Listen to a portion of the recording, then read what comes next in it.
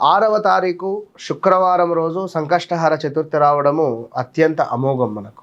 ఈ శుక్రవారం రోజు తప్పకుండా మీరు ఈ విధంగా చేస్తూ, అదేవిధంగా ఓం గం గణపతయే నమః, గం గణపతయే నమః అని స్త్రీలు చదువుకోవాలి.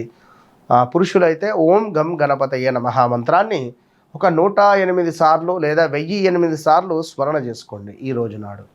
అదేవిధంగా ఒక మనకు పోక వక్క అంటారు, పచ్చి భాగం, ఈ యొక్క దానిపై గణపతి విగ్రహాన్ని చిత్రీకరించే ప్రయత్నం చేయండి. చెక్కుతారు, గణపతికి సంబంధించింది ఆర్ట్ వేస్తారు.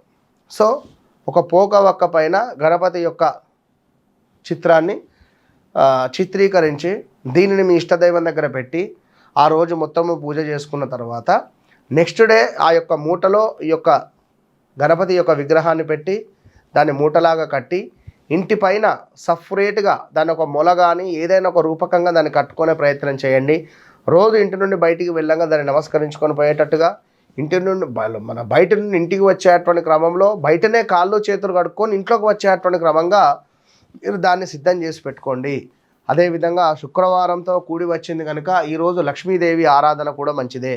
అమ్మవారికి సంబంధించినటువంటి స్మరణ చేయండి. ఈరోజు నాడు రాత్రి 8:40 నుండి 9:40 లోపు తప్పకుండా కూడా చంద్రుని దర్శించండి. చంద్రుని యొక్క ఆ యొక్క కాంతిలో లక్ష్మీ అమ్మవారికి అభిషేకం చేయండి. ఒక చిన్నది విగ్రహం తీసుకోండి, ఇంతది, లేదా ఒక రూపాయి కాయనే లక్ష్మీ రూపకంగా భావన చేసుకొని అమ్మవారికి పంచామృతాలతోటి అభిషేకం చేయండి. పౌర్ణమి వెన్నెలల్లో ఆ యొక్క చంద్రుని యొక్క వెన్నెలల్లో కూర్చొని, కాంతిలో కూర్చొని అమ్మవారికి అభిషేకం చేసి, కుదిరితే ఖీర్ నైవేద్యం కానీ లేదా పంచదారతో చేసినటువంటి ఏదైనా స్వీట్ లైక్ బెల్లపన్నం కానీ లేదా కాస్త అన్నంలో కొంత శర్కర పాలు వేసి అదైనా కూడా శర్కరతో చేసినటువంటిది ఆ నివేదన చేయండి. లేదా చెరుకు రసాన్ని అమ్మవారికి నివేదన చేసి నలుగురికి పంచే ప్రయత్నం చేయండి. ఎక్కడైనా అన్నదానం జరుగుతున్నటువంటి సందర్భాలలో తప్పకుండా అన్నదాన కార్యక్రమానికి సంబంధించినటువంటి ఏర్పాట్లు చేయండి. మన ఆధ్వర్యంలో ఆ రోజు నాడు తప్పకుండా అన్నదానం అనేటువంటిది జరుగుతుందనేటువంటి విషయాన్ని గమనించుకోండి.